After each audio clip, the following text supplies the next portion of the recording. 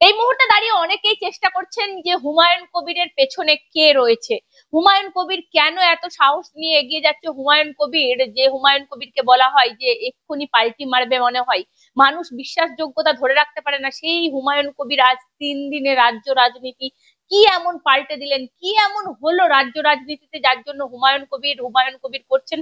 শুধু পশ্চিমবঙ্গ করছে না, পশ্চিমবঙ্গের সংখ্যালঘু সমাজ করছে না, গোটা ন্যাশনাল মিডিয়া এই মুহূর্তে হুমায়ুনময়। সব প্রত্যেকটা ন্যাশনাল মিডিয়া খুলে দেখুন হুমায়ুনের খবর।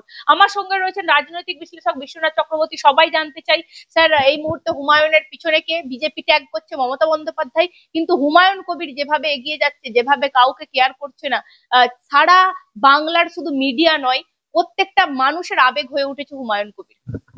বাবরি মসজিদ ধ্বংসের পর 1992 এর পর সংখ্যালঘু মুসলমানদের জন্য সবচেয়ে বড় আলোড়িত হওয়ার ঘটনা হলো আবার মুর্শিদাবাদের বেলডাঙ্গাতে বাবরি মসজিদের পুনঃস্থাপন এর ঘটনা। মুসলমানদের মানে মুসলিম পলিটিক্স, যেটা আমরা পলিটিক্যাল সায়েন্সের ভাষায় বলি, মুসলিম পলিটিক্সের সবচেয়ে বড় ইভেন্ট, সবচেয়ে বড় ঘটনা, আলোড়িত ঘটনা, যেটা হুমায়ুন কবির করে দেখালেন। দেখো, যে বারবার এই প্রশ্নটা আসছে, 1992 সালে যখন বাবরি মসজিদ ধ্বংস হলো, তারপরে রাম মন্দির তৈরি হয়েছে বিজেপির এজেন্ডা অনুসারে। কিন্তু একটা মসজিদ তৈরির পরে কিন্তু কোন উত্তরপ্রদেশের রাজনৈতিক বা তোমার গিয়ে সংখ্যালঘু নেতা, সামাজিক নেতা, এমনকি জম্মু কাশ্মীর যেখানে সবচেয়ে বেশি মুসলিম সম্প্রদায়ের মানুষ মানে পার্সেন্টেজের দিক থেকে, সেইখানেও কিন্তু, বা আসামের মতন রাজ্যে 40% মতন সংখ্যালঘু মুসলিম সম্প্রদায়ের মানুষ আছেন, কোনো সংখ্যালঘু মুখ বা কোনো নেতা একবারের জন্য ভাবনার মধ্যেও আনেননি যে বাবরি মসজিদটা আবার আমাদের মতন করে গড়ে তুলতে পারি। এটা কিন্তু হুমায়ুন কবিরকে আর 5 জনের থেকে আলাদা করেছে। যখন উত্তরপ্রদেশের কোনো মুসলমান নেতা সাহস দেখাতে পারেননি, যখন জম্মু কাশ্মীরের কোনো নেতা সাহস দেখাতে পারেননি, যখন মানে তোমার কি এমআইএম এর নেতা ওয়েসি তিনি সাহস দেখাতে পারেনি, আজমল যখন সাহস দেখাতে পারেনি, তখন হুমায়ুন কবির এই ভাবনা প্রসূত এবং বেশ কয়েক মাস ধরে তিনি এই কথাটা বলছিলেন যে বাবরি মসজিদ আমরা প্রতিষ্ঠা করব। সেইটার সেইটা তিনি উদ্বোধন যেভাবে করলেন, রাজকীয় বলা যায়, রাজকীয় বললেও খুব কম বলা হবে। এবং দেখো, এইটা মানে কেবল কি আমি হিন্দুদের জায়গা থেকে দেখবো, আমি একেবারে রাজি নই। হতে পারি আমি বাই বার্থ হিন্দু, কিন্তু আমি যখন রাজনীতি চর্চা করছি তখন আমাকে নৈবেক্তিক হতে হবে, তখন আমাকে নিরপেক্ষ হতে হবে, তখন আমাকে সামগ্রিকতার জায়গা থেকে বিচার করতে হবে। সুতরাং আমি মনে করি যে হুমায়ুন কবির যে ঘটনা ঘটিয়ে ফেলেছে ইতিমধ্যেই, মানে বাবরি মসজিদের পুনর্নির্মাণ হতে পারে, প্রয়াস হতে পারে, এটা ভারতবর্ষে কোনো মুসলমান নেতা কোনোদিন ভাবতে পারেনি। যেটা হুমায়ুন কবিরের মস্তিষ্ক প্রসূত এবং যিনি উদ্বোধন করলেন, মানে শিলান্যাস করলেন, সেই শিলান্যাসকে কেন্দ্র করে এত বড় সাড়া, মানে পশ্চিমবাংলার রাজনীতি তো বটেই, ভারতবর্ষের মুসলমানদের কোনো ঘটনা এর আগে এত প্রভাব তৈরি করতে পারেনি। আমি তোমাকে দায়িত্ব নিয়ে বলতে পারি, আমার একেবারে বৃদ্ধ বয়সে এসে আমি বলতে পারি যে মানে মুসলমানদের যে আবেগ আমি দেখলাম, যে দান করবার জন্য যে প্রবণতা, অংশগ্রহণ করবার জন্য প্রবণতা, সারা ভারতবর্ষ তো বটে, বিশ্বের বিভিন্ন প্রান্ত এবং পশ্চিমবাংলার মুসলমানদের মধ্যে যে এতটা আবেগ ছিল জড়িয়ে বাবরি মসজিদকে কেন্দ্র করে, হুমায়ুন কবির যদি বাবরি মসজিদ গঠন না করতেন, মানে না স্বপ্ন দেখতেন বা না উদ্যোগ নিতেন, তাহলে আমরা বুঝতেই পারতাম না। তুমি ভাবো তো, যে এই মানে অনেক গরিব ঘরের, মানে সত্যি আমি মাঝে মাঝে ভাবি, রাজনৈতিক নেতারা দাগিয়ে দেওয়ার চেষ্টা করেছিল হুমায়ুন কবিরকে, টাকা কোথার থেকে আসছে, বিজেপি টাকা দিচ্ছে, আবার বিজেপি বলছিল তৃণমূল টাকা দিচ্ছে, মমতা করাচ্ছে। তাহলে কেউ বলছে বিজেপি করাচ্ছে, কেউ বলছে মমতা করাচ্ছে। বাস্তবে 10 টাকা, 10 টাকা, 20 টাকার নোট, 50 টাকার নোট, 100 টাকার নোট, 500 টাকার নোট মানে লাইভ করে গোনাচ্ছে। এর আগে ভারতবর্ষের বহু রাজনৈতিক দল টাকা নেয়, চুপ করে টাকা নেয় সব। মানে এই যে 1650 কোটি টাকা তৃণমূল কংগ্রেস কর্পোরেট সেক্টর থেকে নিয়েছিল চুপি সারে, নরেন্দ্র মোদী যে টাকা নিয়েছিল চুপি সারে, কিন্তু মানে এখানে হুমায়ুন কবির যে টাকা নিচ্ছেন, লাইভ দেখিয়ে দিচ্ছেন উনি, এবং 50, 100, 500 মানুষের আবেগ পরিষ্কার টাকা মধ্য দিয়ে ধরা পড়েছে, দান জানিয়েও দিচ্ছেন। দ্বিতীয় যেটা, সেটা এটা ট্রান্সপারেন্ট। আমি বলতে চাই, কলকাতা বসে যে সমস্ত নেতারা আছেন আজকের দিন পর্যন্ত, আমি নিশ্চয়ই আগামী দিনের ঠিকা নিয়ে বসিনি, কিন্তু আজকের দিন পর্যন্ত হুমায়ুন কবির যেটা করে দেখাতে পারলেন, পশ্চিমবাংলায় কোনো নেতা দেখাতে পেরেছেন? তিনি তৃণমূলের নেতা হতে পারেন, তিনি বিজেপির নেতা হতে পারেন, তিনি সিপিএম এর নেতা হতে পারেন, আজ পর্যন্ত দেখাতে পারবেন যে সিপিএম এর নেতারা কোনো কৌটো থেকে যে টাকা সংগ্রহ করতেন পাবলিকলি ডিসপ্লে করেছেন? পাবলিকলি ডিসপ্লে করেছেন। তৃণমূল কংগ্রেস দেখাতে পারবেন যে আপনারা যে টাকা সংগ্রহ করেন পাবলিকলি ডিসপ্লে করেছেন? আপনার সিপিএম এর, তৃণমূল, বিজেপির কোনো নেতা বলতে পারবেন যে যে টাকা সংগ্রহ করেন আপনারা চাঁদা হিসাবে, সেগুলো পাবলিকলি ডিসপ্লে করে জানিয়ে দিয়েছেন যে কত টাকা পেয়েছেন, কিভাবে পেয়েছেন, তার মধ্যে কত টাকা কি নোট ছিল? হুমায়ুন কবির কিন্তু পশ্চিমবাংলায় ব্যতিক্রমী নেতা। আমি বলছি না আগামী দিন কি করবে, আগামী দিনের ঠিকা আমি আবারও বলছি নেইনি, কিন্তু এই মুহূর্তে দাঁড়িয়ে একজন রাজনীতি বিশ্লেষক হিসাবে আমি বলবো ব্যতিক্রমী অবস্থান হুমায়ুন কবিরের। জনসমক্ষে ট্রান্সপারেন্সি, স্বচ্ছভাবে তিনি দেখাচ্ছেন যে কিভাবে দান হয়েছে, টাকা দিয়েছে। একইভাবে তোমায় আমি বলতে চাই যে ইউপিআই এর মাধ্যমে যে টাকাগুলো এসছে, সেগুলো মানে কবে কোন ডেটে কত টাকা এসছে, কিভাবে টাকা জমা পড়েছে, তার ডিটেল উনি দিয়ে দিয়েছেন। সেই ডিটেলিংটা, ইউপিআই এর ডিটেলিং হুমায়ুন কবির সবাইকে দিয়ে দিয়েছেন। আর একটা জিনিস তোমায় বলছি, আমরা তো চোখের সামনে দেখছি লাস্ট 3 দিন। সঙ্গে আর একটা কথা আমি শুধু বলে দিতে চাই, এমন কি উনি এটাও বলছেন যে বাংলাদেশ থেকে অনেক লোক টাকা দিতে চাইছে। আমি বলছি ওরকম ভাবে টাকা নিয়ে যাবে না, আপনারা স্ক্যানারে দিন। মানে আমি বলছি স্যার, মিডিয়াকে এই কথাটা বলছি না না, আমি তো প্রতিদিনই আমি সাক্ষী, তো আমি যথেষ্টই জানি। সেটা হলো যে কাতার থেকে শুরু করে সৌদি আরবের থেকে, দেখো মুসলিম দুনিয়ার প্লাস বাংলাদেশ সব জায়গা থেকে টাকা দেওয়ার কথা বলছে, কিন্তু মনে রাখবে ফরেন এক্সচেঞ্জ অ্যাক্ট আছে। ফরেন এক্সচেঞ্জ অ্যাক্টের শর্তগুলো পূরণ করে এসবিআই এর একটা বিশেষ অ্যাকাউন্টে টাকাটা পাঠাতে হয়। ফলে সেই উদ্যোগটা উনি নিতে চলেছেন। হ্যাঁ, নিতে পারেনি, নিতে যাচ্ছেন। কিন্তু আমি যেটা মানে অবাক হয়ে গেছি, যে মুর্শিদাবাদে আজকে ইট ভাটাতে ইট পাওয়া যাচ্ছে না, যে পরিমাণে ইট ইতিমধ্যে জমা পড়েছে তাতে 3টে মসজিদ হয়ে যাবে। ইট তৈরি হচ্ছে, ইটের ক্রাইসিস। মানে কোন লেভেলে মানে আবেগ থাকলে মানুষ একটা দুটো ইট সংগ্রহ করে ওই ওই জায়গায় নিয়ে গিয়ে রেখে দিয়ে আসছে, মাথায় করে নিয়ে যাচ্ছে, কেউ ভ্যান করে নিয়ে যাচ্ছে, কেউ রিক্সা করে নিয়ে যাচ্ছে, কেউ ঠেলা করে নিয়ে যাচ্ছে। হ্যাঁ, ফলে আমি তো বিস্ময়। আমি বলছি এটা অনেকটা রাম মন্দির তৈরির সময় যে আবেগ দেখেছিলাম হিন্দু কর সেবকদের মধ্যে, সেই রকম একটা আবেগ মুসলমান সমাজে আমি দেখতে পাচ্ছি। ফলে একদম পরিষ্কার, রাম মন্দির নির্মাণের জন্য কর সেবক, বিজেপির কর সেবক বা হিন্দুত্বের যে যারা হিন্দু কর সেবক ছিলেন, তাদের মধ্যে যে আবেগ আমি দেখেছিলাম, মুসলমানদের মধ্যে একই আবেগ মানে মসজিদ তৈরির প্রশ্নে। এবং তোমাকে বলছি শুধু ইট তো নয়, বালি, পাথর, সিমেন্ট এত পরিমাণে দিয়েছে যে নিয়ে শেষ করতে পারছে না। হ্যাঁ, আর আনবেন না। ফলে তুমি বুঝতে পারছো যে কোন লেভেলে মানুষের অ্যাটাচমেন্টটা। ফলে দয়া করে এই মুহূর্তে অন্তত পক্ষে বিজেপি, তৃণমূল কংগ্রেস হুমায়ুন কবিরের এই উদ্যোগটাকে ছোট করবেন না।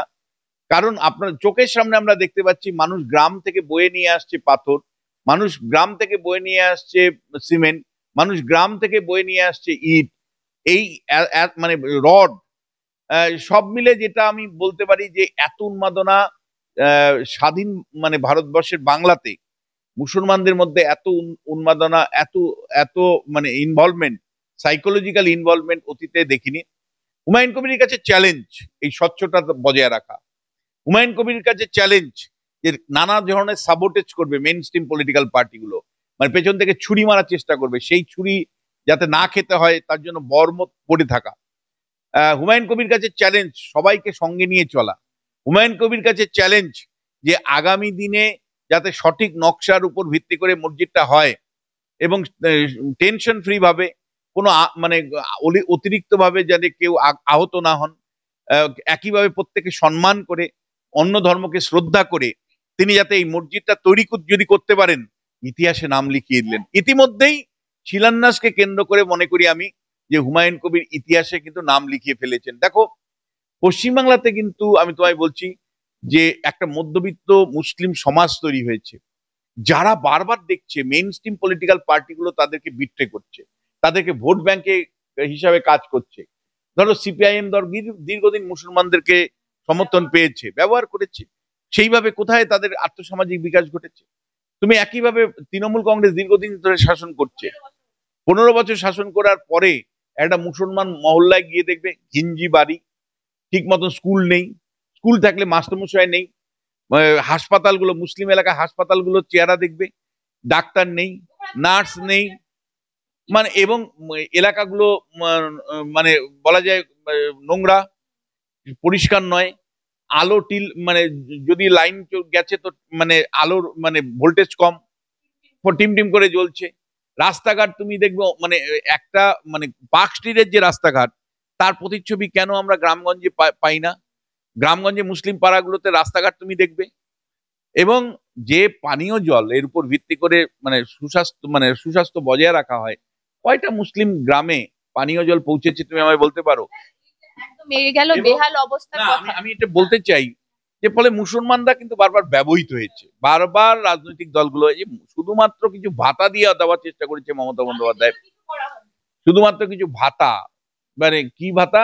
ইমাম ভাতা, মুয়াজ্জিম ভাতা। কিন্তু তুমি আমায় বলো, মুসলিমদের প্রশ্নে মমতা বন্দ্যোপাধ্যায় একরকম প্রতিশ্রুতি বারবার দিয়েছেন এবং সেটা পালন করতে পারছেন না। ধরো সিএ আমি লাগু হতে দেব না, সিএ তো লাগু হয়ে গেল, তা আপনি কেন কার্যকারী করতে পারলেন না? আবার তোমার ওয়াকআপ আইন মানে উনি বললেন যে ওয়াকআপ আইন আমি হতে দিব না, হ্যাঁ হয়ে গেল। ওয়াকআপ আইন নিয়ে আপনি বিরোধিতা করতে দেননি মুসলিম সমাজকে, আপনি দিল্লিতে যেতে বলেছিলেন। একইভাবে আমি তোমায় বলবো যে এসআইআর চালু হওয়ার আগে উনি বলেছিলেন যে এসআইআর হতে দেব না আমি বেঁচে থাকতে, কিন্তু এসআইআর তো হলো। এবং প্রশ্নটা হচ্ছে বারবার আপনি কেন বিট্রে করছেন? বারবার মুসলিম সমাজকে প্রতিশ্রুতি দিচ্ছেন একরকম, অথচ শেষ পর্যন্ত সেই প্রতিশ্রুতি রক্ষা করতে পারছেন না। কিসের জন্য? কার সাথে কম্প্রোমাইজ করছে? যেটা কিছুটা মুসলিম সমাজের লোকরা ধরতে পেরেছে, এক্সাক্ট তাই, তারা বুঝতে পেরেছে যে শুভেন্দু অধিকারীর উগ্র হিন্দুত্বকে থেকে বাঁচতে মানে হিন্দুদেরকে তোষণ করা হচ্ছে। অর্থাৎ পরিষ্কার এই অভিযোগটা মুসলিম সমাজ থেকে উঠে আসছে যে ভাই আমরা তো কিছুই পেলাম না, উল্টে মানে মেজরিটির স্বার্থ রক্ষা করতে গিয়ে, যেমন দীঘাতে জগন্নাথ ধাম তৈরি করেছেন, কলকাতায় মানে দুর্গাঙ্গন তৈরি করছেন, উত্তরবঙ্গে মহাকাল তৈরি করছেন, মানে দিনের শেষে মানে মেজরিটির হাতে আপনি তাস, অর্থাৎ মানে হিন্দুদের হাতে তাস, হিন্দু নেতাদের ঠেলায় আপনি সফট হিন্দুত্ব বা নরম হিন্দুত্বের লাইন নিয়েছেন, ধর্মনিরপেক্ষতা ছেড়ে দিয়ে নরম হিন্দুত্বের লাইন নিয়েছেন, তাতে মুসলমানদের আমও গেল ছালাও গেল। ফলে মুসলমানরা চাইছে একটা নিজস্ব নেতৃত্ব, মুসলমানরা চাইছে যে আমরা আমাদের নেতৃত্ব দিতে চাই। এটা অনেকটাই আমি তোমায় বলছি যে বারবার বিট্রে হতে হতে হতে তাদের মনে হয়েছে যে আসামে যদি AIUDF তৈরি হতে পারে, মানে বদরুল আজমলের মতন দল তৈরি হয়ে সেখানে আসামে মুসলিমদের সংরক্ষণে কাজ করতে পারে। তুমি জানো যে আসামে যখন এনআরসি হলো তখন কিন্তু হিন্দুরা বেশি আইডেন্টিফাই হয়েছিল এনআরসি ক্যাম্পে, কিন্তু মুসলমানরা তেমন নয়। অবাক হয়ে গেছিল বিজেপি। তার কারণটা কি জানো? তার কারণটা হলো আজমলের দল AIUDF, all India United Democratic front, তারা মানে মুসলমানদের বাড়ি বাড়ি গেছে, তাদের পরিচয়পত্রগুলোকে সংগ্রহ করেছে, তাদের সাপোর্টে কাজ করেছে, ফলে মুসলমানদের স্বার্থ রক্ষা হয়ে গেছে। এনআরসিতে সেইভাবে মুসলমানদের নাম আসেনি আসামে। এবং একইভাবে তোমাকে আমি বলছি, আসারউদ্দিন ওয়েসিস যে আজকে হায়দ্রাবাদে মুসলমানদের স্বার্থ রক্ষায় বিরাট ভূমিকা পালন করছে, এটা সবাই জানে। কেরালাতে মুসলিম লীগ গুরুত্বপূর্ণ ভূমিকা পালন করছে মুসলিমদের সংগতি মানে স্বার্থ রক্ষার জন্য। তাহলে প্রশ্নটা হচ্ছে যে পশ্চিমবাংলাতে যেখানে প্রায় 35% উপর মুসলিম সমাজে আছে, মানুষ আছেন, তারা যেহেতু বারবার মেইন স্ট্রিম পলিটিক্যাল পার্টি দ্বারা বিট্রে হচ্ছে, তারাও কিন্তু চাইছে একটা একটা বিকল্প রাজনৈতিক শক্তি হিসাবে উঠে আসতে। এবং তোমাকে আমি বলছি এখানে আমি বলছি তাহলে বিকল্প শক্তি কি আইএসএফ? কি আইএসএফ নয়, কারণ আইএসএফ নিজেই ঘোষণা করেছিল অর্থাৎ মানে সিদ্দিকুল্লাহ চৌধুরী, সরি, তোমার গিয়ে নওশাদ সিদ্দিকী পরিষ্কার ঘোষণা করেছিল, আব্বাস সিদ্দিকী পরিষ্কার ঘোষণা করেছিল যে আমরা মুসলমান, আদিবাসী, তফসিলি জাতি সবাইকে নিয়ে চলবো, আমরা সেকুলার। নামই হয়েছিল ISF, ইন্ডিয়ান সেকুলার ফ্রন্ট। সুতরাং মানে মুসলমানদের নিজস্ব পার্টি কিন্তু ISF নয়। ফলে মানে মুসলমানদের জন্য আলাদা কোনো পার্টি পশ্চিমবাংলায় ছিল না, যেটা আসামে আছে বা অন্য রাজ্যে। এটা কিন্তু আরেকটা জায়গা থেকে মুসলমানদের মধ্যে একটা ভাবনা আসছে যে হিন্দুদের জন্য যদি বিজেপি হয়, মানে শুধু হিন্দুদের স্বার্থ রক্ষার জন্য, তাহলে মুসলমানদের স্বার্থ রক্ষার জন্য, রাজনৈতিক স্বার্থ রক্ষার জন্য কেন মুসলমানদের নিজস্ব পলিটিক্যাল প্ল্যাটফর্ম থাকবে না? এখানেই একটা কথা সবাই বলছেন যে অনেক চ্যানেলে প্রচারিত হচ্ছে, আমরা দেখতে পাচ্ছি যে এই বাবরি মসজিদ আর হুমায়ুনের পার্টি দুটো কিন্তু আলাদা বিষয়। দেখুন হুমায়ুনের পার্টিতে লোক হয় কিনা, বাবরি মসজিদ সেটা হচ্ছে আবেগ, কিন্তু হুমায়ুনের পার্টি সেটা হচ্ছে আলাদা। এখানে কিন্তু যথেষ্ট যুক্তি আছে। আমি গতকালও মিডিয়াতে বলেছিলাম যে প্রথম ধাপে উত্তীর্ণ হয়েছেন হুমায়ুন কবির। শিলান্যাসকে কেন্দ্র করে, বাবরি শিলান্যাসকে কেন্দ্র করে বিপুল মানুষের সমাগম করেছেন, দান নিশ্চিত করেছেন, কানেক্টিভিটি তৈরি করতে পেরেছেন, উন্মাদনা তৈরি করতে পেরেছেন মুসলিম সমাজে।